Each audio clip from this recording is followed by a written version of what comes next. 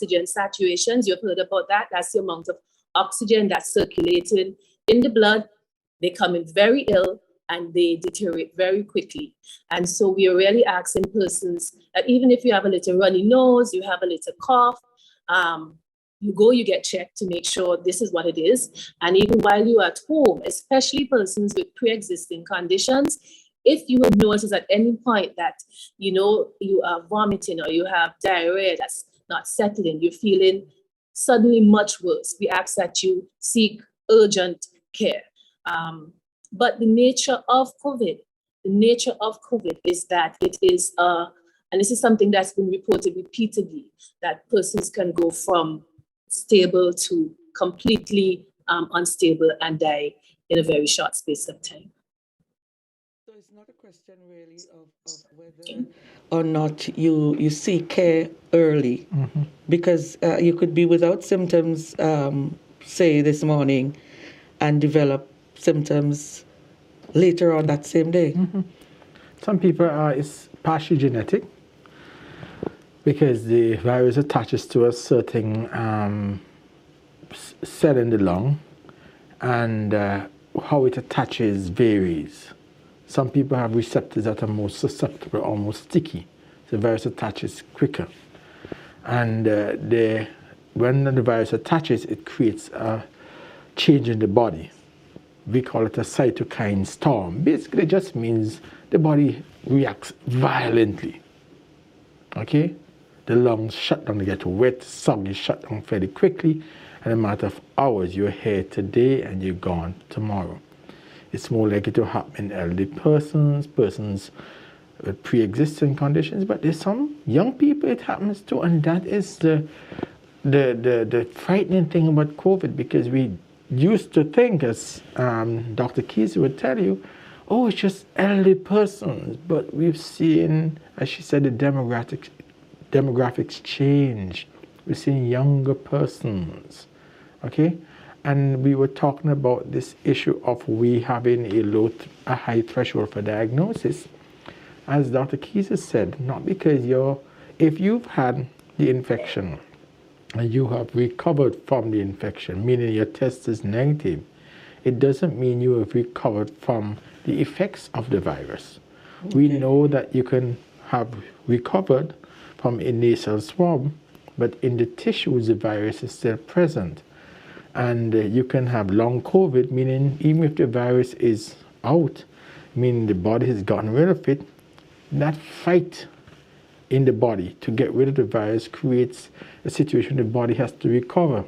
And you can get tired, worn, brain fog. A lot of symptoms follow for weeks and months after.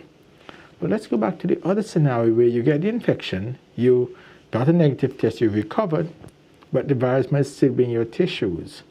And a few people, I suspect, might have died with so-called negative tests. So our figures are conservative, and rightly so, because we don't want to elevate and create fear unnecessarily. But I can imagine a scenario where people have died, and first of all, maybe at home without having a test before. You've heard people who were found there, is that we don't know this and we don't know that, and the vaccine isn't perfect and it isn't. And I said to you, just like the disease, the vaccine itself and its application is evolving. It's getting better. We came in with a vaccine that was fairly effective. We applied it broadly, and with time, we are fine-tuning it.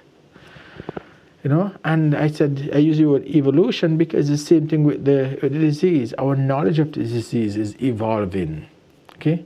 We know some basics, but it's so unpredictable that I won't take any chances. I'm not going to say, well, my immune system is strong, therefore I don't need vaccination. Not taking that chance. As Dr. KEIZER just said, we've seen young persons, someone as young as 27. We've had a few 40s succumb to it. Your colleague from NBC Radio, she was in her 60s or 70s. She was young.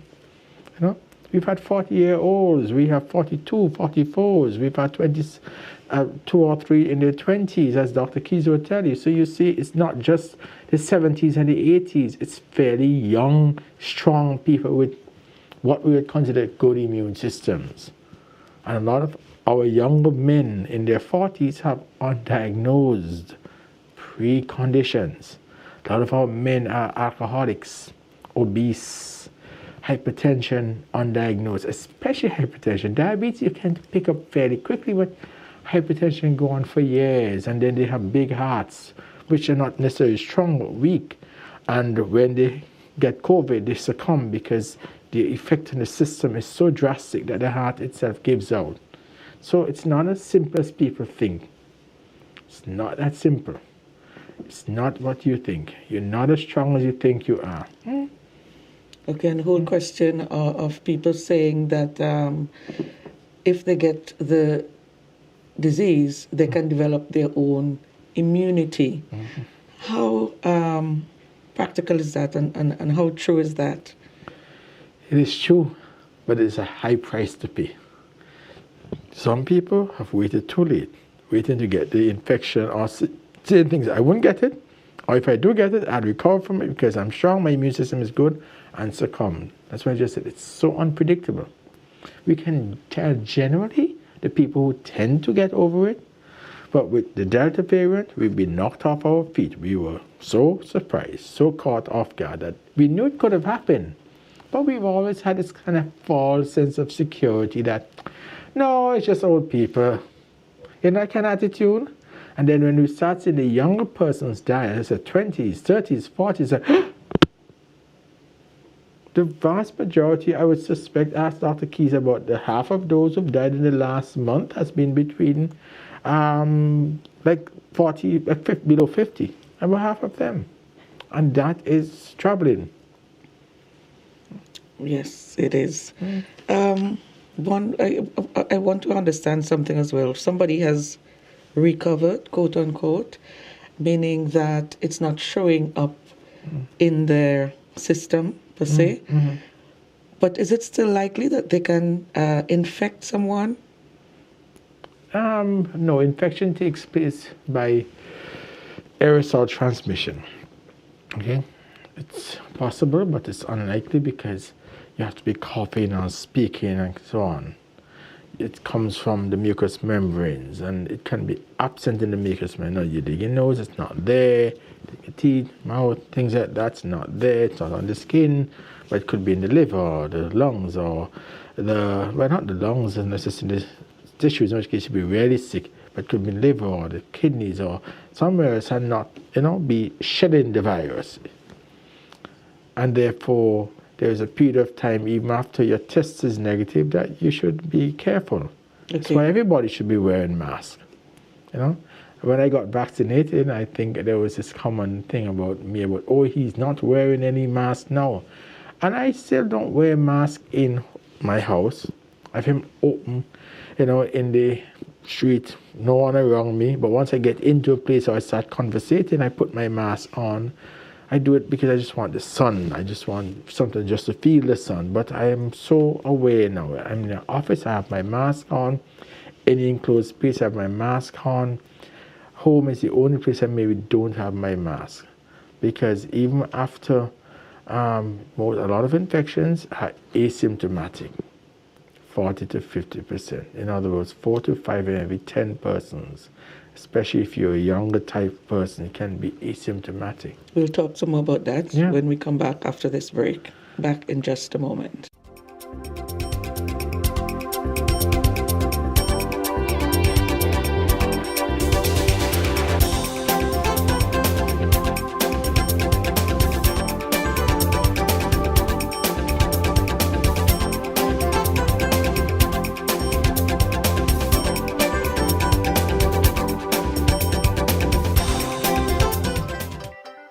This evening on the VC3 News Update, e-litigation portal for the High Court to be launched later this month. Early medical care should be sought once exhibiting symptoms of COVID-19, according to Chief Medical Officer Dr. Simone KEIZER-BEACHE. And fiscal difficulties could force government to axe social and capital programs. Join us at 7 p.m. for these stories and more on the VC3 News Update. I am Hans John, the 2019 Vinci Ragasoka Mona.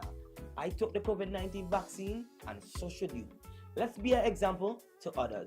Get vaccinated today and help control the spread of COVID-19.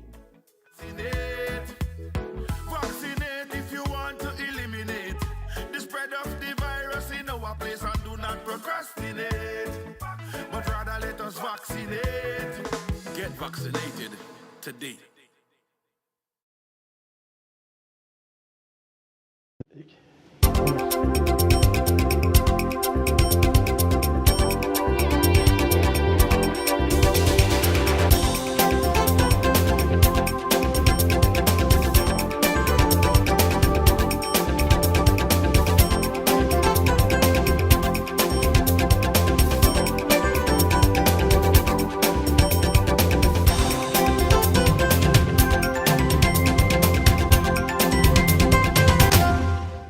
Welcome back. We were talking about asymptomatic and symptomatic when we took the last break. One of the things you also spoke about is the fact that the threshold for diagnosis is too high. Can you care to explain what you mean by that? The diagnosis of death. I think in our country, I mean, I'm being a devil's advocate. I'm one of those who believe that if you were diagnosed with COVID and you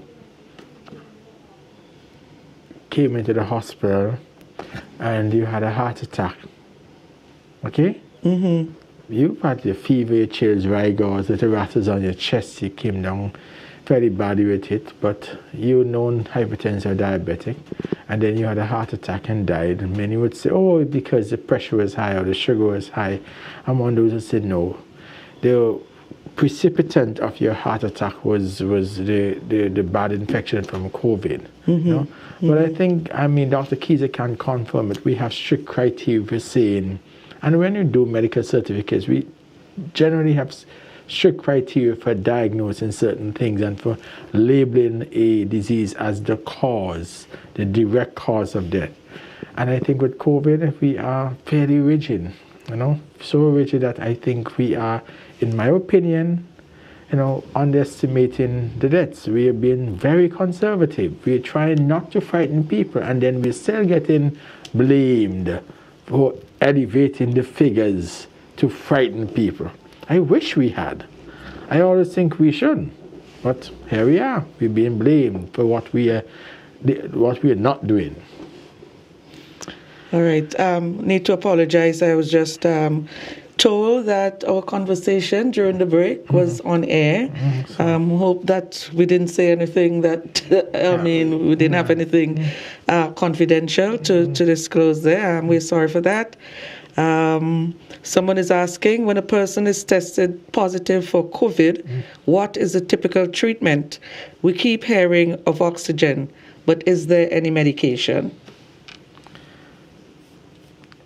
Dr. KEIZER-BEACHE, you probably want to start, yeah? Okay, my non-clinician is. Okay, so the treatment generally is steroids, dexamethasone, azithromycin, along with oxygen. And then, depending on what else is going on with the person, those other illnesses, those other diseases, those other disorders are managed. So, for example, we know that COVID affects the pancreas, can affect the pancreas and result in uncontrolled diabetes. So the treatment would also be the management of the diabetes and all of the other things. The need to increase your oxygenation, that would be with your oxygen, but also with the other medication that's given. Currently, we do not have monoclonal antibody here. We are seeking to acquire some, but as you know, with most of these things, there are strict restrictions in terms of the exportation of some of these drugs. So that's basically what we're doing. You're supporting the oxygenation in terms, that is the amount of oxygen you're giving the patient, along with using the steroids, the dexamethasone, to decrease some of that, what, as Dr. DESHONG described, that sort of extreme response. So we are using what is recommended in our patients. I wanted to just make a quick comment on something. One, as I mentioned earlier, it is reported that one of the persons who died had recently had a vaccine And I'm not sure if this is what it was, but we are seeing this where some persons, they realize they might have been exposed and they run quickly to get the vaccine. I want to remind persons, you don't want to wait until you have been exposed, because you have to have first dose and then a second dose. Typically that second dose, the earliest is 3 weeks if you're dealing with the Pfizer or the Sputnik. And then you have to have 2 weeks after that before you have your maximum amount of protection.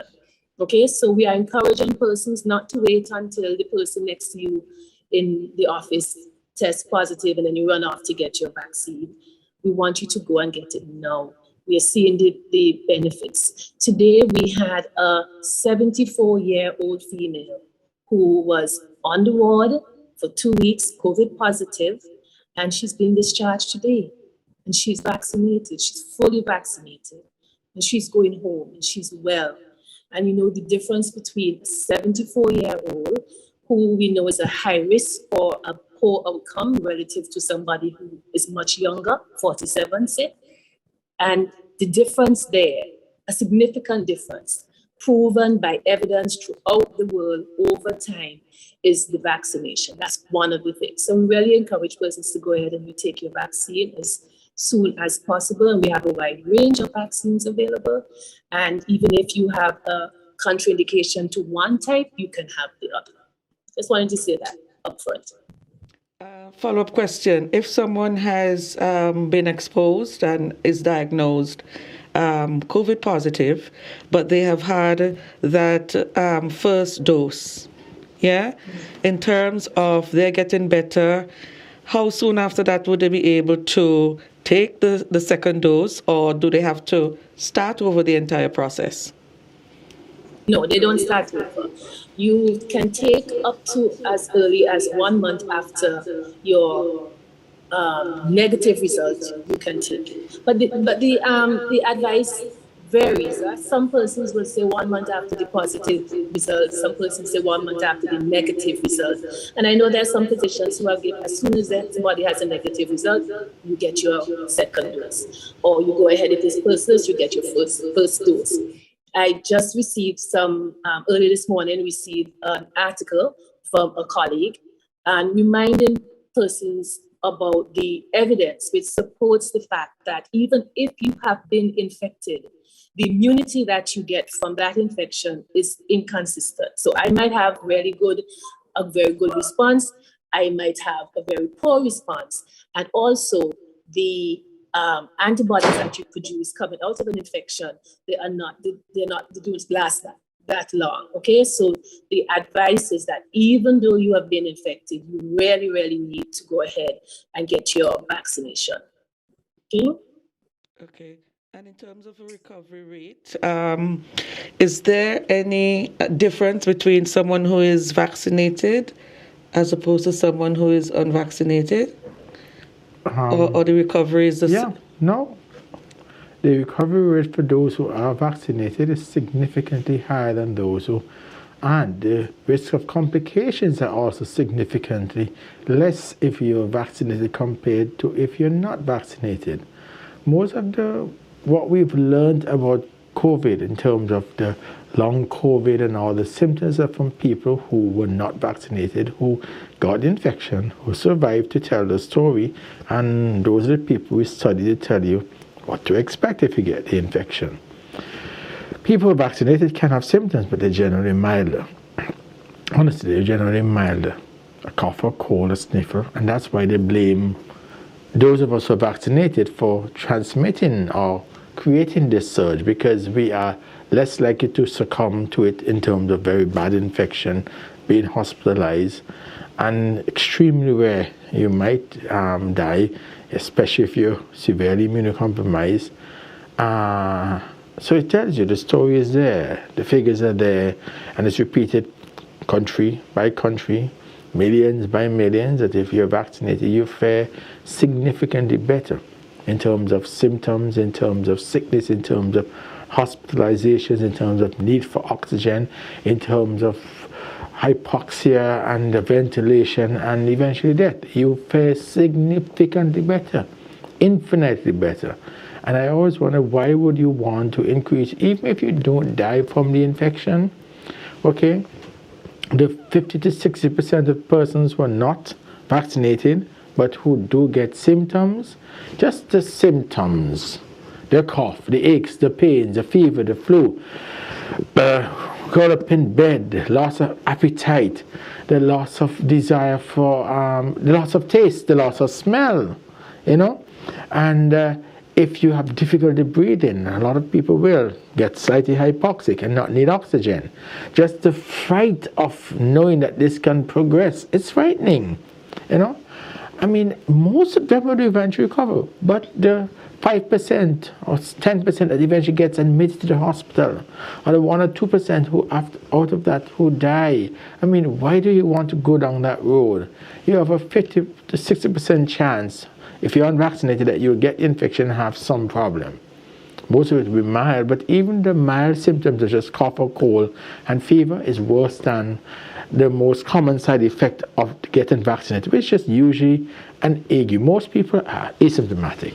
In about 4 in 10, they will have ague, chills, rigors, you know, and that settles fairly quickly with paracetamol. Rarely would you need to use something like Advil, but generally just paracetamol. And that's generally it. So why do you want to exchange a mild reaction from being vaccinated to a fairly bad cough and cold and fever? You know what I mean? For a few days, there is no comparison. I would take my injection. I had in my first dose a mild fever. I got up the morning, early 2 o'clock that morning, and I had a little chill, took the paracetamol, it was over. My second dose, I didn't want that. I didn't wait first. I pre-dosed with paracetamol and I was fine. Yeah. Okay. When we come back, we are going to talk about how do those people who are not hospitalized but are rather isolating at home, how are they taking care of themselves and getting better? More when we come back.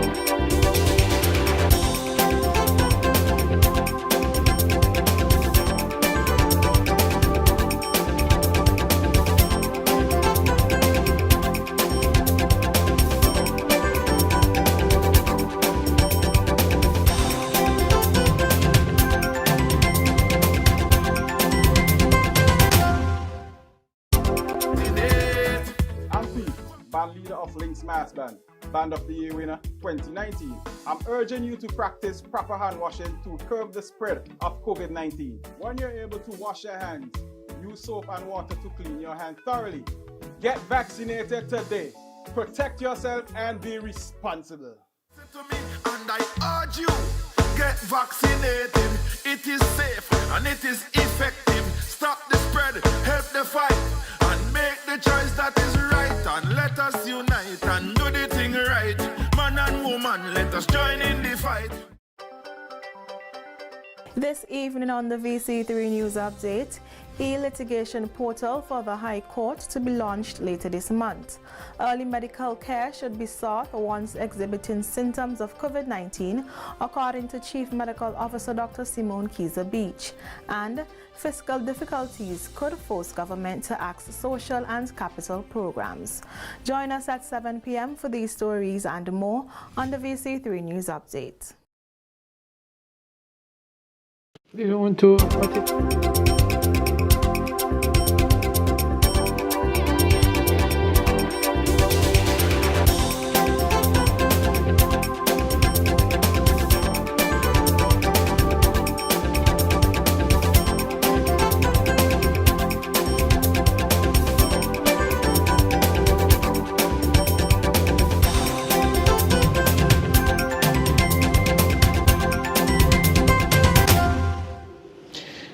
welcome back. Before we took our final break, wanted to talk about what do people at home who are isolated at home, are unwell, have been diagnosed, what did they do at home to get better, because not everybody can be admitted to the hospital, and what determines whether a person is hospitalized or not.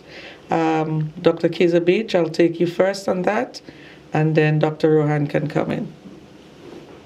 Okay, so remember we're dealing with a virus, so that the treatment for viruses is generally antivirals, and recently it was announced that Merck had developed an antiviral, but obviously that's not even available, I think, for general use, much less is Vincent. So as with any other virus, it's mainly at home, it's what we call symptomatic care. So we encourage persons to stay hydrated, meaning you drink your fluids. You also can use something for the fever, which would be paracetamol. We prefer that you use paracetamol generally because anything like the ibuprofen, the NSAIDs might affect your stomach, especially if you're not eating or so. So we prefer that you use the paracetamol. Rest, fluids. Some persons have used inhalations to try to clear, if they're congested, to clear their nasal passages. So you might use steam inhalations. You might want to add some of the eucalyptus, some oils and stuff like that. But it's mainly symptomatic. Rest is extremely important because remember, COVID affects your lungs and affects the amount of oxygen you're getting into your lungs. So if you go and start jumping up and down and exercising, you're putting more stress on your lungs and your heart. So you don't really want to do that. Definitely you want to stay, exercise moderately, mildly, take little walks around the house, not beyond your home. You get some sunlight, you try to eat a healthy diet, you keep your fruits up, and fluids and paracetamol for the pain, a decongestant, if anything, to help you with the stuffiness, nasal congestion, the cough. But in terms of any more specific treatment, that is not what is available or required at this time. So, and we spoke about what happens. So somebody turns up at the emergency department and we determine whether or not that person is going to go home or that person is going to be admitted. And it's because of whether their oxygen saturation, as we always talk about, if that is already low, or if it's somebody who has pre-existing conditions, somebody who's asthmatic, somebody who's a diabetic, and these are things which would deteriorate, which would get worse, and we determine that that person is not suitable to go home, but must be admitted because of how ill they are or the potential for their current state to deteriorate significantly. So that person is going to be admitted if in that case. So the determination is generally made by the persons in the emergency rooms. And sometimes we get calls from persons in their homes, and from their description, we bring them in and they are admitted as necessary. Yeah, well, for people at home, they also do other things. I advise them to sit in the porch and get some sun. If you live alone, go in the yard, get some sun. Vitamins C and D. C helps to fight infections generally. It's a non-specific anti-inflammatory, and so is D. D has been proven to boost the immune system and help people to recover from COVID specifically, viral infections generally, COVID specifically. And those who have a bad cough but whose oxygen levels are good, some doctors will give them azithromycin, as you've heard Dr. KEIZER said, and tell them go home and use their mist, etc. And some will give them antitussives, that is something for coughing, because the cough can be terrible. And non-steroidals we don't advise, but sometimes it can be very bad. Chest pain, because when you cough a lot, you get pain in the chest. And some doctors, once you're eating, will give you non-steroidals. They would monitor your blood count, because sometimes your platelets can drop, and non-steroidal can make it worse and cause it to bleed. So we tend to say Tylenol or paracetamol, as Dr. KEIZER was saying, but the other adjuncts, the sunshine, the vitamin C, the vitamin D, and those whom the doctor deemed might need some azithromycin to take home. I've had I'm sure a nephew-in-law, my niece's husband, he's in Grenada. He's asthmatic, and so is my sister. And she didn't get COVID. She actually got COVID, but she was fairly well. But he was very bad, and his doctor gave him zinc, azithromycin, a couple of courses, and along with his vitamins, etc. So there are things. The good things that most people who are at home isolated are asymptomatic. We're talking about the symptomatics who are not hypoxic. In other words, the oxygen levels are fairly good, and send them home, and you give them instructions. If it gets worse, if you find it's difficult to breathe, you get tightness in the chest, okay, then you need to get back to us. But for those who are asymptomatic, or those who are light cough or cold, etc., aches and pains, blood oxygen levels go, they can go home and be treated at home, because you really don't have the capacity to treat everyone in hospital. We keep but the sickest in hospital. Yeah. Okay. 33 deaths are a lot in by any standard, by any measure. But if we look at our neighbors around us, Grenada, St. Lucia, we notice that they have had a significant amount of deaths more than we have so far. What do you think is aiding us in this respect, and we have not, at least for now, gotten to those kinds of numbers? I just think we've just been fortunate, if you want to call it that. And as you've heard me say, I don't know if Simone would agree with me, that's Dr. Keizer, I just think we have a fairly high threshold for diagnosing a death as a COVID death. We want to be convinced, quote unquote, that this is, so we have strict criteria. I think I don't want to dispute their figures in keeping about their infections, but for us, I think the anomaly is because I suspect our threshold for calling it a COVID death is higher than theirs. That could be one. It's just so we can just be fortunate in that we don't have a lot of deaths. We have not had a surge as they've had. Our surge has just come, and we don't know what to expect. They've had 3 or 4 surges. We had this trickle effect coming through. They've had surges, dampened down, another surge, dampened down, they've locked down, etc. So their figures came like 20 at a time, 20 at a time, 20 at a time. We've just had a big 2021 at one time. We don't know if there are other surges to come, and we haven't seen the end of ours, so we don't know how much more deaths will come. So let's keep our fingers crossed. Remember our figures? Initially it was so below everyone else's, and then last year Christmas just had a big surge of 1,500, and then it lulled down again, and then here we are 6 months later to another big surge. Other countries are having surges like every month or 2. We've had 6 months with no surge, and suddenly we have a massive surge and death. So let's not be too optimistic. We always pride ourselves in thinking, oh, we are God's children, we don't get any catastrophes, don't worry, and then suddenly here we are. Our initial optimism, we're not going to get there, no, nobody's going to die. We only have 10, and now we have 33. Dr. KEIZER-BEACHE, I know the system has got to be overwhelmed. How is the system coping, and how do you envisage, say, the next week or so is going to be where COVID is concerned? Okay, so as Rohan pointed out, sorry, Dr. DESHONG pointed out, is my senior. As he pointed out, our surge, the second surge, started around the 8th of September.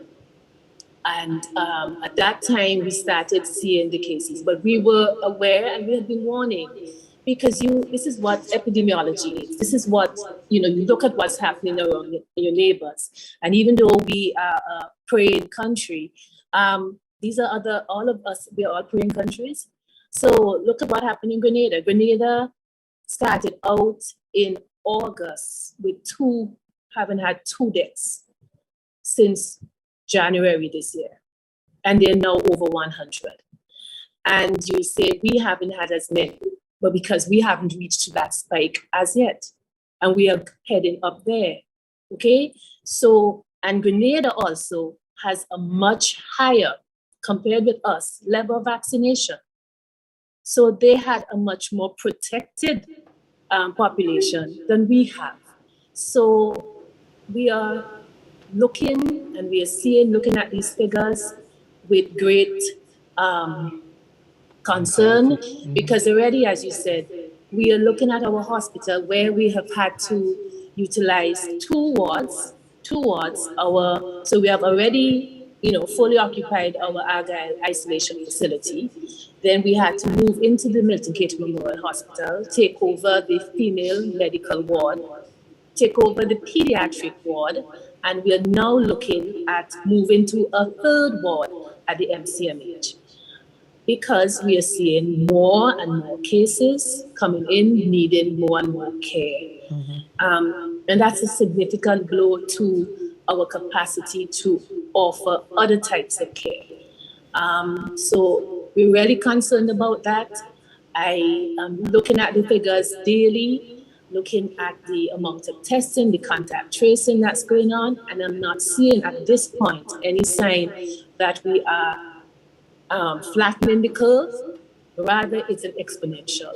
And we know that as we do that exponential rise, as happened in Grenada, even look at Barbados. Barbados was pretty fine for quite a while, and now they have gone right back up. You're seeing deaths again. So I'm going to say that we are very concerned. We urge the vaccination. We ask persons to really use your mask. We're dealing with Delta, Gamma, and Mu. So you should be using your double mask. Even your vaccinated persons, we should be double masked. We should be using properly fitted masks, and we should be seriously looking at if we are using cloth masks, we should be doubled, or we should be using N95 masks, so we are even more protected than before. That's the only way we're going to cut this. We have to be masked, we have to be distanced, we have to be sanitized, and we have to be vaccinated. Well, that's the perfect note on which to end this evening's edition of Roundtable Talk. Thank you so very much, CMO Dr. KEIZER-BEACHE and also Dr. ROHAN DESHONG for being at the roundtable this evening. Vaccinate, vaccinate, vaccinate. That's the message this evening. Have a pleasant Wednesday. So long.